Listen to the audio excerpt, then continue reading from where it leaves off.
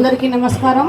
ఈరోజు వైఎస్ఆర్ పెన్షన్ పెంపుక కానుకలో భాగంగా మన గౌరవ ముఖ్యమంత్రి వర్యులు ఏవైతే సంక్షేమ పథకాలు హామీ ఇచ్చారో అందులో భాగంగానే ఈరోజు పెన్షన్ కానుక అనే కార్యక్రమాన్ని కూడా ఈరోజు ఇవ్వడం జరిగింది. ఈరోజు మన గౌరవ ముఖ్యమంత్రి వర్యులు ఏవైతే మంచి ఉద్దేశాలతో పరిపాలన నిర్వహించారో అందుకు అనుగుణంగా ప్రతి ఒక్కటి చెప్పిన హామీలను అనుసరిస్తూ పేదల పక్షపాతిగా కూడా నిరూపించుకున్నారు. నాయకుడు అనే వ్యక్తి, రాష్ట్రాన్ని పరిపాలించే నాయకుడు మంచి నిబద్ధత ఉన్న వాళ్ళైతే, నిజాయితీగా ఉన్న వాళ్ళైతే, మంచి మనసు ఉన్న వాళ్ళైతే అధికారులు కూడా అదే విధంగా కొనసాగుతారు.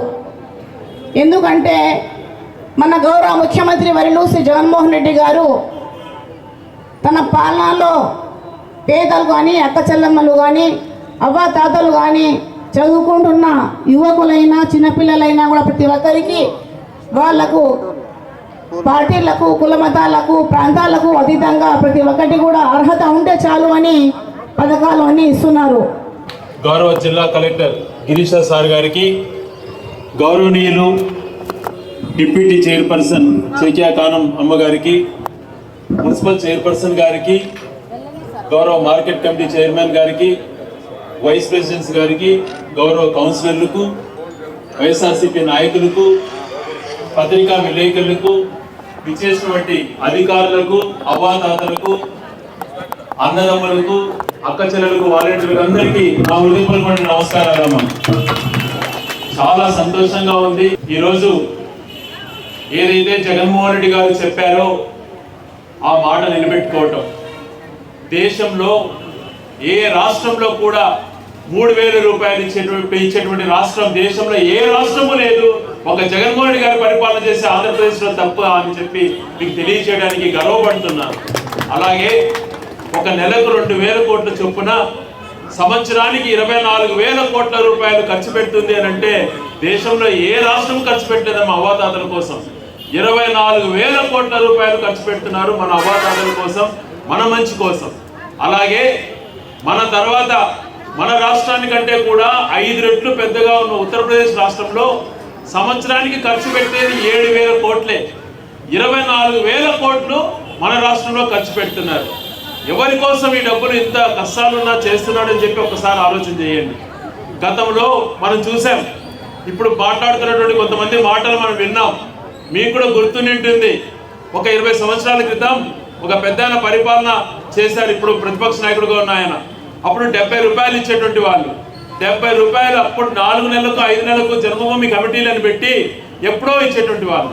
ఆ పరిస్థితులలో ఎవరన్నా అవ్వాతాత పోయి ఆ 70 రూపాయలన్నా మాకు ఇవ్వండి, మాకు ఆ ఒక్కో లేదా మాతలకో పనికొస్తుంది అన్న మాట అంటే ఆ పెన్షన్ తీసుకునే వాళ్ళలో ఎవరో ఒకరు చచ్చిపోని మీకు ఇస్తామన్నటువంటి రోజులు మనం చూసాం.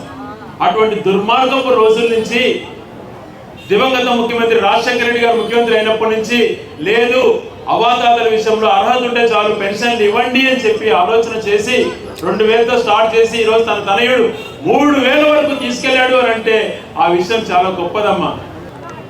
గతంలో గౌరవనీయులు సభాధ్యక్షులు గౌరవ స్థానిక శాసనసభ్యుల వారు గడికోట శ్రీకాంత్ రెడ్డి గారికి, గౌరవనీయులు ఏపీఎల్సీ డిప్యూటీ చైర్మన్ గారు జకియా కానం మేడం గారికి, గౌరవ మున్సిపల్ చైర్మన్ గారు ఫయాజ్ గారికి, మార్కెట్ కమిటీ చైర్మన్ గారు అన్నాడి వెంకటేష్ గారికి, వైస్ చైర్మన్లకు, కౌన్సిలర్లకు,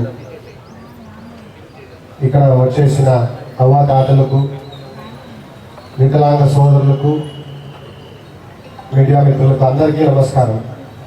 ఈరోజు చాలా సంతోషంగా ఉంది.